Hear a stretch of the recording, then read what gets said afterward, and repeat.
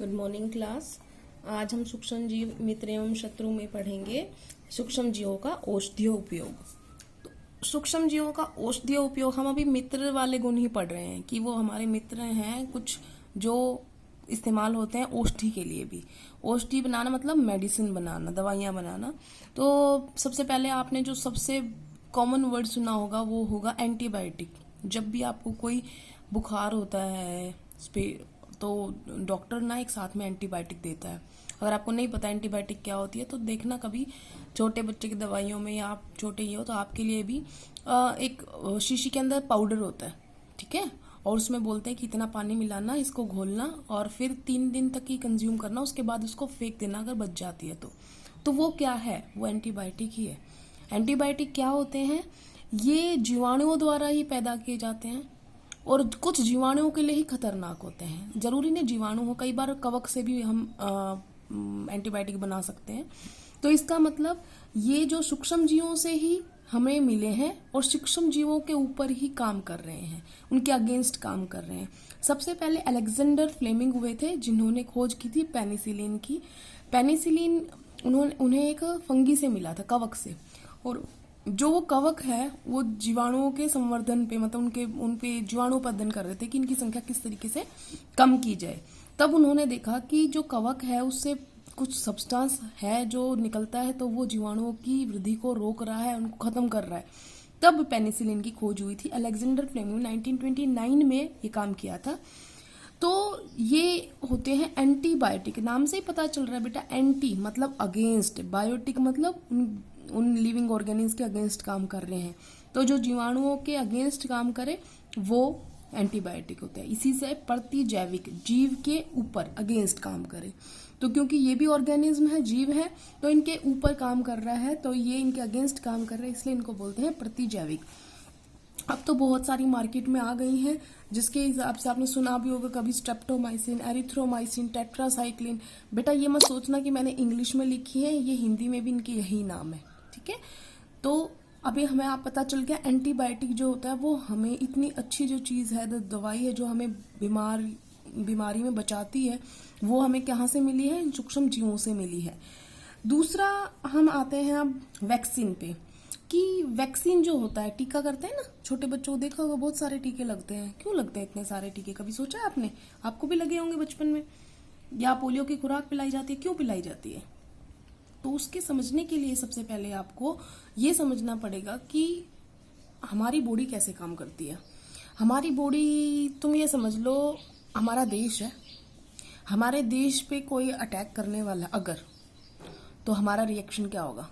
Of course हमारे सारे soldiers पहुंच जाएंगे, वहां पर पहुंच जाएंगे ना, और अच्छी तरीके से लड़ाई करेंगे। ऐसे ही जब हमारी बॉडी के ऊपर कोई बाहर वाला, कोई जीवाणु, कोई सूक्ष्म जीव किसी भी वजह से हमें बीमारी होती है, वो अटैक करता है हमारे ऊपर, तो हमारा जो इम्यून सिस्टम है ना, जो रोगों से हमें बचा के रखता है, ऐसा तंत्र होता है हमारे अंदर, वो जो होता है वो एंटीबॉडीज प्रोड्यूस करता है। वो एंटीबॉडीज प्रोड्यूस करता है, तो प्रतिरक्षी बोलते हैं उनको।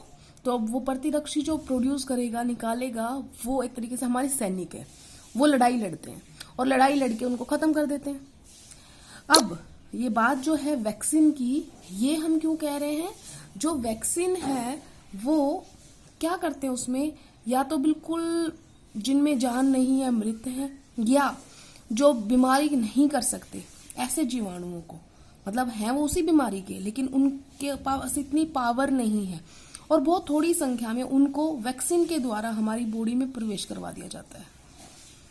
अब होता क्या है, फॉर एग्जाम्पल जैसे हम लेते हैं, ये मान लो एक इंजेक्शन है, ठीक है, और ये एक बेबी को लगाया गया, लगा दिया। इसमें से कुछ जो हैं जीवाणु जो बीमारी पैदा करते हैं, तो वो हमने इसकी ब्लड में डाल दिए। होगा क्या?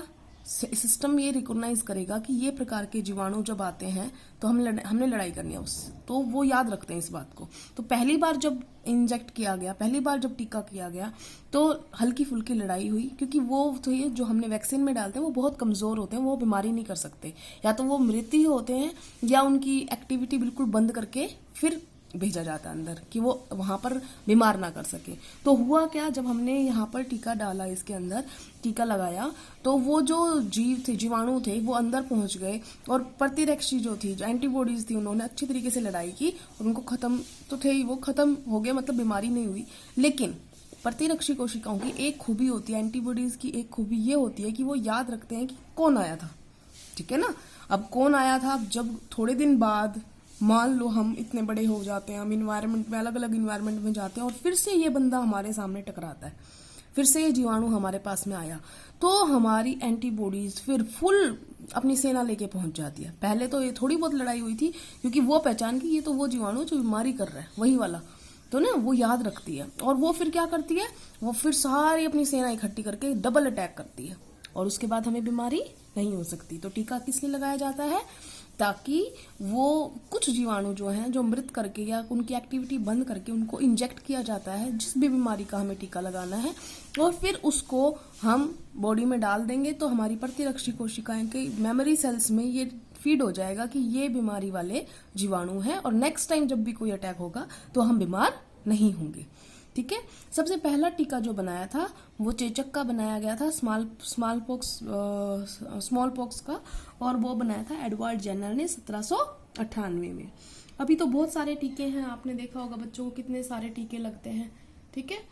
तो उसमें मेन जो होते हैं, सुना भी होगी तुमने, डीपीटी सुना है, तो उसमें 3 बीमारियां कवर होती हैं, डी डायप्थीरिया, पी पर्टुसिस, काली खांसी जिसको बोलते हैं, टी टेटनस। तो इस तरीके से कई होते हैं, बीसीजी, डीपीटी है। तो ये सब क्या है, ये बच्चे को फ्यूचर तक सुरक्षित करने का एक तरीका है, ठीक है। इतना समझ में आ गया बेटा। उससे पहले जो बाकी था, मैंने उर्वरकता करवा रही थी कि मिट्टी में कैसे बढ़ाई जाती है, नाइट्रोजन फिक्सेशन कैसे किया जाता है, तो जितने भी पॉइंट्स थे सारे हो चुके हैं मित्र वाले। अब हम बात करेंगे सूक्ष्म जीव जो है वो मित्र के अलावा हमारे शत्रु भी हैं, तो वो ज्यादा खतरनाक है। जो आज आप पढ़ रहे हो ऐसे ऑनलाइन, इसका एक कारण क्या है, प्रमुख कारण कि वायरस फैला हुआ है ना, कोविड-19 फैला हुआ है, ये सूक्ष्म जीव है। अब ये सूक्ष्म जीव की वजह से हमें ऐसी पढ़ाई करनी पड़ रही है, तो ये इसका क्या हो गया, ये इसकी हानि हो गया हमारे लिए, ठीक है ना, शत्रु हो गया हमारा। तो अब उन शत्रुओं को पढ़ेंगे कि क्या चक्कर है, क्या इनके शत्रु वाले गुण हैं। तो हानिकारक सूक्ष्म जीव में ऐसे जीवाणु, सिर्फ वो जीवाणु, सारे जीवाणु तो खराब नहीं थे ना हमारे, बैड तो कोई नहीं था अभी तक, तो आपने गुड़ गुड़ पढ़ा था। अब वो बैड वालों की बात हो रही है कि जो सूक्ष्म जीव हमारी बॉडी में आके या किसी एनिमल या प्लांट की बॉडी में आके रोग पैदा कर दे, ठीक है, बीमार कर दे, ऐसे सूक्ष्म जीवों को रोगाणु कहते हैं। कोई आपसे पूछे रोगाणु क्या होता है, सूक्ष्म जीव जो किसी भी जीव की बॉडी में अंदर जाके, शरीर में जाके रोग उत्पन्न कर सके, उसे रोगाणु कहते हैं। इंग्लिश में उसको बोलते हैं बेटा पैथोजेंस। अब बात करते हैं सबसे पहले मनुष्यों में कैसे करते हैं। तो मनुष्यों में जो रोग होते हैं इनकी वजह से, जैसे अभी हो रहा है कोविड-19 वाला, तो ये जो है ये वायरस की वजह से हुआ है और ये संचरणीय है, इसीलिए हम घरों में बंद हैं। क्योंकि संचरणीय का मतलब क्या होता है बेटा, जो संचरण हो जाए, मतलब जो फैल जाए एक से दूसरे में, चाहे वायु के द्वारा फैले या छूने से फैले। तो संचरणीय रोग होता है इन्फेक्शियस डिजीज, जो फैल जाती है, उसे संचरणीय रोग कहते हैं। तो ये वाले रोग जो होते हैं ये मोस्टली फैलने वाले होते हैं, वायरस वाले। जैसे जो शुरुआत में खांसी जुकाम जो होता है, नॉर्मल फ्लू जो होता है वो भी, चिकन पॉक्स, हैजा, टीबी, क्षय रोग, टीबी को क्षय रोग ही बोलते बेटा।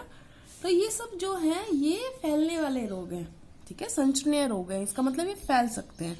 इसीलिए बोलते हैं ना कि कोई खांस रहा होता है तो आगे उसका हाथ रखना चाहिए। क्यों? क्योंकि जब वो छींकेगा तो उसके जो मुंह में से कुछ कण बाहर निकलेंगे और उनमें अंदर वायरस भी होंगे और वो आपके पास आ सकते हैं, फिर आप बीमार हो सकते हो, ठीक है। तो ये जो होता है जीवाणुओं की वजह से हुआ, इन सूक्ष्म जीवों की वजह से हुआ, जिनको हम रोगाणु बोल रहे हैं। अब दूसरी बात क्या होती है, इन रोगाणुओं के लिए कोई रोग वाहक भी होता है। देखो वाहक का मतलब क्या होता है, ले जाने वाला, है ना। तो रोग वाहक मतलब रोग को ले जाने वाला। इसका मतलब जैसे फॉर एग्जाम्पल तुमने मलेरिया तो सुना होगा ना, अब तुम तो कहते हो मलेरिया मच्छर के काटने से होता है, सारे मच्छरों में थोड़ी ना मलेरिया करने की कैपेसिटी होती है। किसमें? जो उस सूक्ष्म जीव को कैरी करके चल रहा है, क्योंकि मलेरिया जो होता है वो मच्छर की वजह से नहीं, मच्छर में मौजूद उस सूक्ष्म जीव की वजह से होता है ना। तो फिर ये जो मच्छर हुए, मक्खी हुए, ये क्या हो गए? फिर रोगवाहक हो गए, जिनकी बॉडी में रह के वो दूसरी पर्सन तक या दूसरे एनिमल तक वो बीमारी पहुंचाता है, ठीक है ना। तो वो किसकी मदद से पहुंचा है? मक्खी है, मच्छर, या कोई और भी हो सकता है, कई जगह में एनिमल्स भी होते हैं। तो ये जो हुआ, इनको हम इंग्लिश में बोलते हैं कैरियर्स और हिंदी में बोलते हैं रोगवाहक। इनकी वजह से, अब जैसे डेंगू फैलता है, डेंगू किस वजह से फैलता है? कहते हैं ना कि मच्छर ने काटने से फैलता है। मच्छर, अगर डेंगू वाला मच्छर भी काट जाए, एडीज भी काट जाए, तो भी नहीं हो सकता अगर उसके अंदर वो सूक्ष्म जीव नहीं है, वो रोगाणु नहीं है। मलेरिया जो फैलता है वो कौन से रोगाणु से फैलता है? प्लाज्मोडियम से। अब वो प्लाज्मोडियम अगर उस मच्छर में नहीं है तो फिर चाहे आपको 10 बार काट जाए, आपको मलेरिया नहीं होने वाला, क्योंकि वो सूक्ष्म जीव नहीं है जो रोग पैदा करेगा, ठीक है। तो रोग को पैदा करने वाले को साथ में लेके चल रहा है, उनको हम क्या बोलते हैं? कैरियर बोल रहे हैं। अब बात करते हैं, जंतुओं में भी होते हैं बीमारी, अलग अलग होती है ना। तो एंथ्रेक्स बीमारी होती है जो मनुष्य में भी होती है बेटा, ये बीमारी, और जंतुओं में भी होती है। जीवाणुओं द्वारा होती है, बैक्टीरिया द्वारा। गाय में खुर थोड़े से खराब से हो जाते हैं, मुंह का रोग हो जाता है, ये वायरस की वजह से होता है। पौधों में भी बीमारियां करते हैं ये, जैसे नींबू कैंकर, नींबू के पेड़ पे लग जाती है बीमारी, जीवाणुओं की वजह से हुई है, बैक्टीरिया की वजह से। वीट का रस्ट, गेहूं का रस्ट, रस्ट ऑफ वीट, ये फंगी की वजह से, कवक की वजह से। भिंडी की पीत, ये वायरस, विषाणुओं की वजह से। तो आज हमने पढ़ा कि इन सूक्ष्म जीवों की वजह से हम, हमारे आसपास, हमारे अंदर कितनी बीमारियां होती हैं, बहुत सारी होती हैं। तो ये हमारे लिए बहुत बड़े शत्रु हैं, ठीक है। तो आज हमने शत्रु के बारे में भी पढ़ लिया, मित्र के हमने पहले ही पढ़ लिए थे, ठीक है। नेक्स्ट और पढ़ेंगे, आज के लिए इतना ही। Thank you.